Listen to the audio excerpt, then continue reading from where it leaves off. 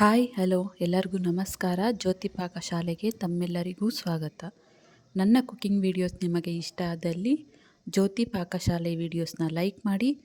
ಹೊಸದಾಗಿ ನನ್ನ cooking videos ನೋಡ್ತಿದ್ದಲ್ಲಿ please subscribe ಮಾಡಿಕೊಡಿ. ಹಾಗೆ ಈ ವಿಡಿಯೋ ಹೇಗನ್ನಿಸ್ತು ಅಂತ ಕಮೆಂಟ್ ಮಾಡಿ. ಹಾಗೆ ಈ ವಿಡಿಯೋಗೊಂದು ಲೈಕ್ ಮಾಡಿ. ನಾನು ಈ ದಿನ ಮಾವಿನ ಹಣ್ಣಿನ ಕೇಸರಿ ಬಾತ್ ಮಾಡುವ ವಿಧಾನ ತಿಳಿಸ್ಕೊಡ್ತೇನೆ. ಮಾವಿನ ಹಣ್ಣಿನ ಸೀಸನ್ ಅಲ್ವಾ, ಇದನ್ನೊಮ್ಮೆ ಟ್ರೈ ಮಾಡಿ. ತುಂಬಾ ಟೇಸ್ಟಿಯಾಗಿರುತ್ತೆ, ಸುಲಭವಾಗಿ ಮಾಡ್ಕೊಳ್ಬೋದು. ಬನ್ನಿ ಮಾವಿನ ಹಣ್ಣಿನ ಕೇಸರಿ ಬಾತ್ ಮಾಡೋದು ಹೇಗೆ ಅಂತ ನೋಡೋಣ. ನಾನಿಲ್ಲಿ ಗ್ಯಾಸ್ ಮೇಲೆ ಒಂದು ಕಡಾಯಿ ಇಕ್ಕಿ ಗ್ಯಾಸ್ ಹಚ್ಕೊಳ್ತೇನೆ. ಅದಕ್ಕೆ 2 ಟೇಬಲ್ ಸ್ಪೂನಷ್ಟು ತುಪ್ಪನ ಹಾಕ್ಕೊಳ್ತಾ ಇದ್ದೇನೆ. ತುಪ್ಪ ಕರಗಿದೆ. ಇದಕ್ಕೆ ಒಂದು 4 ಗೋಡಂಬಿನ ಕಟ್ ಮಾಡಿ ಹಾಕ್ಕೊಳ್ತೇನೆ. ಹಾಗೆ ಒಂದು 6 ದ್ರಾಕ್ಷಿ ಹಾಕ್ಕೊಳ್ತೇನೆ.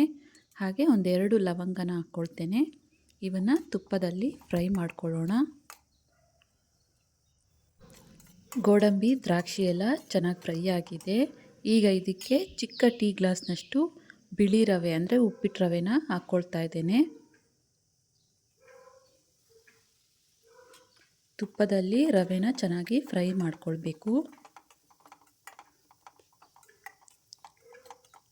ಒಂದು 3 ರಿಂದ 4 ನಿಮಿಷ ಇದನ್ನು ಚೆನ್ನಾಗಿ ಫ್ರೈ ಮಾಡ್ಕೊಳ್ಬೇಕು ತುಪ್ಪದಲ್ಲೇ.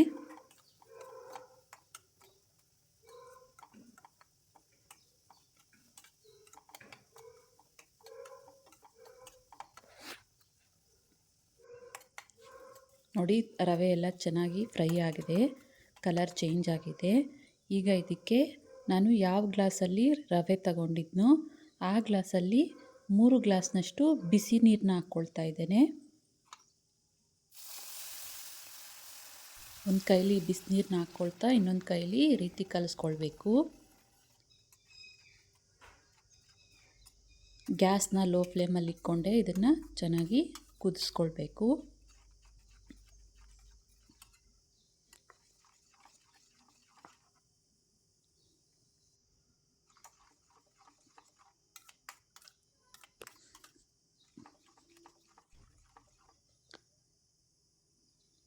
ರವೆನ ಚೆನ್ನಾಗಿ ಬೇಯಿಸ್ಕೊಳ್ಬೇಕು.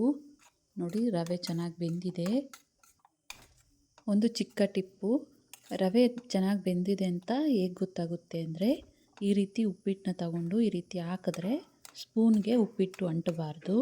ಆಗಿದೆ ಅಂದರೆ ಉಪ್ಪಿಟ್ಟು ಚೆನ್ನಾಗಿ ಬೆಂದಿದೆ ಅಂತ ಅರ್ಥ. ಈಗ ಇದಕ್ಕೆ ನಾನಿಲ್ಲಿ 1 ಗ್ಲಾಸ್ ರವೆಗೆ 3/4 ಗ್ಲಾಸಷ್ಟು ಸಕ್ಕರೆನ ಹಾಕ್ಕೊಳ್ತಾ ಇದ್ದೇನೆ. ಇನ್ನು ಮ್ಯಾಂಗೋ ಪಲ್ಪ್ ಹಾಕೋದ್ರಿಂದ ಸ್ವೀಟ್ನೆಸ್ ಕರೆಕ್ಟ್ ಆಗುತ್ತೆ ಅಂತ ಸ್ವಲ್ಪ ಕಮ್ಮಿನೇ ಹಾಕ್ಕೊಳ್ತಾ ಇದ್ದೇನೆ. ಸಕ್ಕರೆನ ಹಾಕಿ ಈ ರೀತಿ ಕಲಿಸ್ತಾ ಇರಬೇಕು. ನೋಡಿ, ಸಕ್ಕರೆ ಕರಗ್ತಾ ಇದೆ ಮತ್ತು ಇದು ಮೆಲ್ಟ್ ಆಗ್ತಾ ಇದೆ.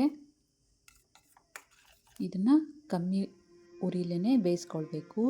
ಇಲ್ಲಿ ನಾನು ಮಿಕ್ಸಿ ಜಾರಿಗೆ ಒಂದು ದೊಡ್ಡ ಮಾವಿನ ಹಣ್ಣಿನ ಸಿಪ್ಪೆ ತೆಗೆದು ಹಾಕ್ಕೊಳ್ತೇನೆ. ಇದನ್ನು ನುಣ್ಣಗೆ ರುಬ್ಕೊಳ್ಬೇಕು. ನೋಡಿ, ಈ ರೀತಿ ನುಣ್ಣಗೆ ರುಬ್ಕೊಳ್ಬೇಕು. ಇದನ್ನು ನೋಡಿ, ಸಕ್ಕರೆ ಎಲ್ಲ ಚೆನ್ನಾಗಿ ಮೆಲ್ಟ್ ಆಗಿ ಮತ್ತೆ ಗಟ್ಟಿಯಾಗಿದೆ ಕೇಸರಿ ಬಾತು. ಈಗ ಇದಕ್ಕೆ ರುಬ್ಬಿರುವಂಥ ಮ್ಯಾಂಗೋ ಪಲ್ಪ್ನ ಹಾಕ್ಕೊಳ್ತೇನೆ.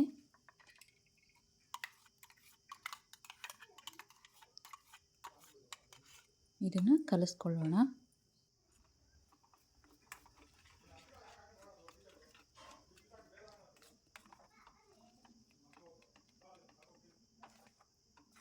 ಮ್ಯಾಂಗೋ ಪಲ್ಪ್ ಎಲ್ಲ ಕೇಸರಿ ಬಾತ್ಗೆ ಹಿಡಿಯೋ ರೀತಿ ಚೆನ್ನಾಗಿ ರೀತಿ ಕಲಿಸ್ಕೊಳ್ಬೇಕು. ಇದಕ್ಕೆ ಈಗ 1 ಟೀ ಸ್ಪೂನಷ್ಟು ತುಪ್ಪನ ಹಾಕ್ಕೊಳ್ತೇನೆ. ಇದನ್ನು ಚೆನ್ನಾಗಿ ಕಲಿಸ್ಕೊಳ್ಳೋಣ. ಮ್ಯಾಂಗೋ ಪೇಸ್ಟ್ನ ಹಾಕಿ 2 ರಿಂದ 3 ನಿಮಿಷ ಕಮ್ಮಿ ಉರಿಲೇ ಇದನ್ನು ಬೇಯಿಸ್ಕೊಳ್ಬೇಕು.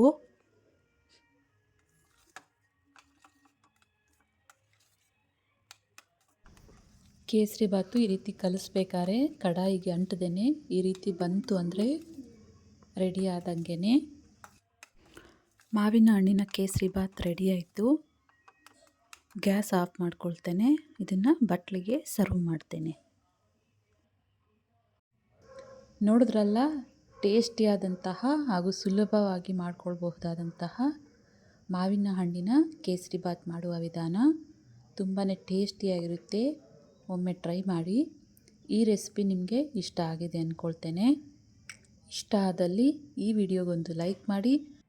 ಯಾರೆಲ್ಲ ಸಬ್ಸ್ಕ್ರೈಬ್ ಮಾಡ್ಕೊಳ್ತೆ ವಿಡಿಯೋ ನೋಡ್ತಿದ್ದಲ್ಲಿ ಪ್ಲೀಸ್ ಸಬ್ಸ್ಕ್ರೈಬ್ ಮಾಡ್ಕೊಳ್ಳಿ.